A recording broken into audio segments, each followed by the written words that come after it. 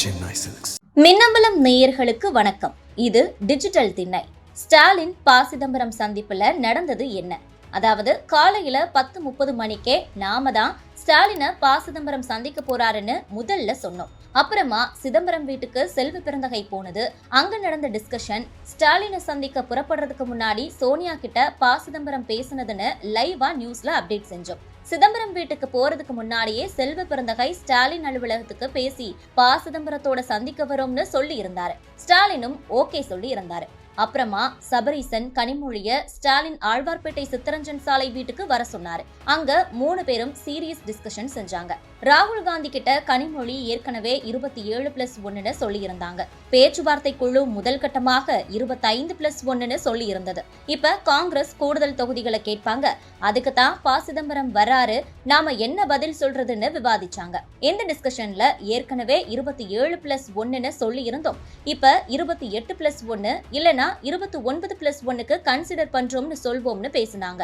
ஆழ்வார்பேட்டை வீட்டுல தான் ஸ்டாலினை ப. சிதம்பரம் சந்திச்சாரு. செல்வ பெருந்தகையும் கூட போனாரு. இந்த சந்திப்புல என்ன பேசினாங்கன்னு விசாரிச்சப்ப ப. சிதம்பரத்திடம் ஸ்டாலின் முதல்ல ரொம்பவே வருத்தமா பேசியிருக்காரு. எலெக்ஷன் ஒர்க்ல நாங்க எவ்வளவு சீரியஸா போய்கிட்டு இருக்கிறோம்னு உங்களுக்கும் தெரியும். பெண்களுக்கு ரூபாய் 5,000 கொடுக்கிறது எவ்வளவு சிரமம், அதை நாம கஷ்டப்பட்டு கொடுத்துட்டோம். ஆனா மகளிர் உரிமை தொகையால மட்டும் தேர்தல் வெற்றி உறுதியாகும்னு நம்புறது மூடத்தனம்னு காங்கிரஸ்ல ஒருத்தர் எழுதுறாரு. கூட்டணி ஆட்சியை தமிழக மக்கள் ஏத்துக்கவே மாட்டாங்க, ஒத்து வராதுன்னு நான் சொன்னா அத மக்கள் முடிவு செய்வாங்கன்னு மற்றொருத்தர் சொல்றாரு. இந்த மாதிரி பேசுறவங்க மேல நீங்க ஆக்ஷனும் எடுக்கல, கண்டிக்க கூட இல்ல. இது எங்களை ரொம்ப வருத்தப்பட வச்சிருச்சுன்னு குமுறல கொட்டி இருக்கிறாரு. இதுக்கு ஸ்டாலினை கன்வின்ஸ் செய்யற மாதிரி அவங்க ஓன் இன்ட்ரெஸ்ட்ல பேசியிருப்பாங்க, மேல சொல்லி பேசியிருக்க மாட்டாங்கன்னு சாஃப்டா சொன்னாரு ப. சிதம்பரம். அப்புறமா சோனியா காந்தி கிட்ட கூட்டணி பிரச்சனைய பத்தி தான் என்ன பேசினேன்னு ப. சிதம்பரம் ஸ்டாலின் கிட்ட ஷேர் செஞ்சாரு. அதாவது தமிழ்நாட்டுல கூட்டணி மந்திரி சபைங்கிறது எப்பவுமே சரியா வராது, அது நல்ல ரிசல்ட்டையும் கொடுத்தது இல்ல. அப்படியே நமக்கு 2 மினிஸ்டர் போஸ்ட் கொடுத்தாலும் என்ன டிபார்ட்மெண்ட் கொடுப்பாங்க, அதிகபட்சம் ஃபாரஸ்ட், கதர் துறைன்னு தான் கொடுப்பாங்கன்னு சொன்னேன்னு சொல்ல ஸ்டாலின் சிரிச்சிட்டாரு. அப்புறமா கட்சியை வலுப்படுத்தணும்னா உள்ளாட்சி தேர்தல்ல அதிக இடங்களை கேட்டு வாங்கணும், அதுதான் சரியா இருக்கும்னு சோனியா காந்தி, கார்கே எல்லார்கிட்டையும் சொல்லி இருக்கேன்னு சிதம்பரம் விவரிச்சாரு. இதெல்லாம் பேசி முடிச்ச அப்புறமா எத்தனை தொகுதின்னு நம்பர்ஸ்க்கு வந்தாங்க. ஸ்டாலின் கிட்ட ஹை கமாண்ட் நீங்க சொல்ற 25 தொகுதிகளை விட கூடுதல் தொகுதிகள் எதிர்பார்க்கிறாங்க. இப்ப நடக்கிற ராஜ்யசபா எலெக்ஷன்ல 2 சீட் கொடுத்தா நல்லா இருக்கும்னு எதிர்பார்க்கிறோம்னு சிதம்பரம் சொன்னாரு. அதுக்கு ஸ்டாலின் 2 ராஜ்யசபா சீட்டா, அதுவும் இப்ப எலெக்ஷனுக்கான கேட்டுட்டு நம்ம கூட்டணியில தேமுதிக, கமல் கட்சி எல்லாம் புதுசா வந்திருக்காங்க.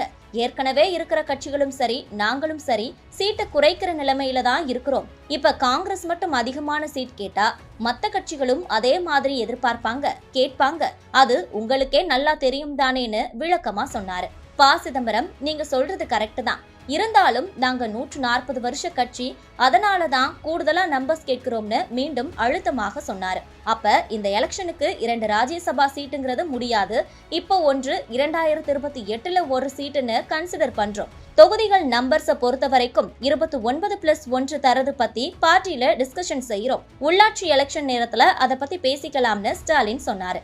இதுக்கப்புறமா பரஸ்பரம் சில விஷயங்களை பேசிட்டு ப. சிதம்பரம் மகிழ்ச்சியோட வணக்கம் சொல்லிட்டு கிளம்பிட்டாரு என்றனர். ஸ்டாலின் சந்திப்பு முடிஞ்ச கையோட டெல்லிக்கு போன் அடிச்சு நடந்ததையெல்லாம் விலாவாரியா சிதம்பரம் சொல்லிட்டாரு. அதாவது 25 சீட்டுன்னு திமுக சொல்லுச்சு, நீங்க கூடுதலா சீட் வாங்குங்கன்னு சொன்னீங்க. இப்ப 29+2ன்னு சொல்லி இருக்காங்க.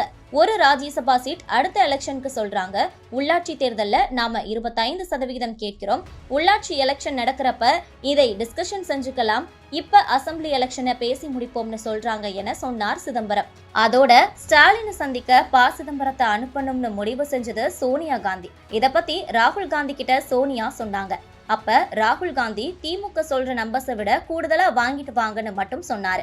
சோனியா காந்தியோ ராகுல் காந்தியோ ப. சிதம்பரத்துக்கிட்ட 41 சீட் வாங்குங்க, 39 சீட் வாங்குங்கன்னு சொல்லி இருந்தா நிச்சயம் இந்த ஆபரேஷனுக்கு ஓகே சொல்லி இருக்க மாட்டாரு. ஏன்னா கிரவுண்ட் நிலவரம் என்னன்னு சீனியரான அவருக்கு தெரியும். சாத்தியமே இல்லாத ஒரு விஷயத்த எப்படி பேச முடியும்னு அவரு தவிர்த்திருப்பாரு. ஆனா ஹை கமாண்ட் சொன்னதே திமுக கிட்ட கூடுதல் சீட் வாங்குங்கன்னு மட்டும்தான்.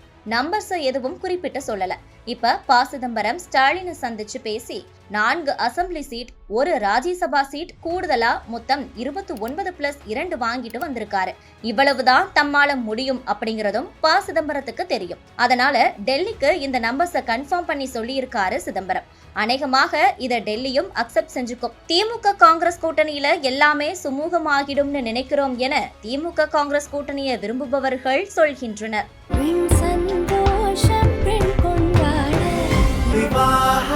மணப்பெண்ணின் பிரத்யேகமான திருமணம் விவாஹா தி சென்னை சில்க்ஸ்.